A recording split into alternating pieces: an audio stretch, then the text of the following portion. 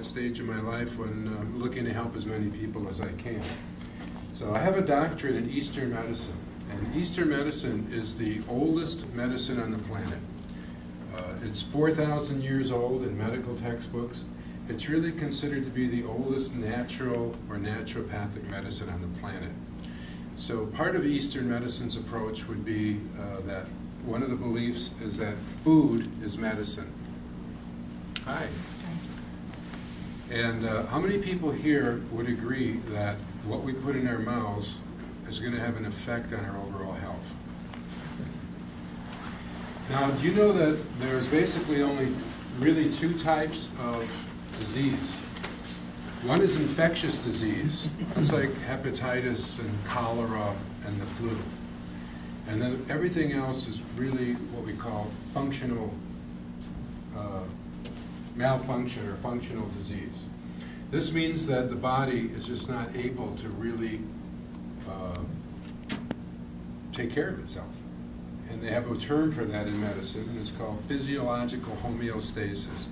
What it means is the body was really designed to really control about 1 billion functions a day.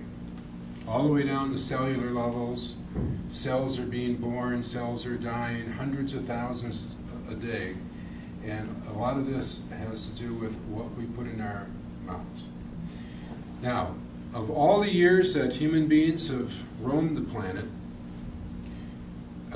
never before has there been so many chemicals that we're ingesting in our food, in our water, in our air, in household products and cleaning products we use. We don't really know what we're being exposed to.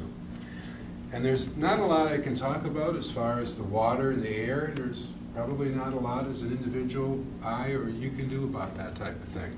But the one thing I do believe in my own heart is that we can do a lot about what we put in our mouth. How many people here would agree that they certainly could control that, right? I mean, we don't have a lot of control. I raised 3 kids, and I can't tell you how long it took me to give up on having them make a bed. So with all the things going on in the world that we have no control over, I think the one thing that we can take some control over is our own health. And now healthcare is becoming so big. All of a sudden now, of course it was started with Jimmy Carter. He tried to get some healthcare reform. And every president has tried to get healthcare reform. And the reason that there is no healthcare reform is because the pharmaceutical companies give about $500 million to every candidate. So no matter who gets in the office, they really have this candidate in their pocket. So there never will be healthcare reform, except what they're doing now. And what they're doing now is they really have realized that real healthcare begins with ourselves. Each and every one of us really begins with ourselves. So don't wait for any political arena to resolve the so-called healthcare crisis. Certainly don't wait for the pharmaceutical companies. I know when I was young, we always kidded around, my friends, that someday you'd be able to go to a vending machine and there'd be like a pill for this and a pill for that. But really that hasn't turned out to really be the best approach. And when we watch these commercials on TV, we see these, we see 2 people smiling, walking hand in hand, a Labrador jumping for a Frisbee, and then the voiceover says that this medicine will cause leukemia, heart attack, stroke, and death. But ask your doctor if the benefits don't outweigh the risks. And somehow, which I'm not quite sure how, this must work. I know that I'm an acupuncturist. If I put acupuncture on TV and said that it could cause leukemia, heart attack, stroke, and death, I really don't think a lot of people would be coming in and asking for it.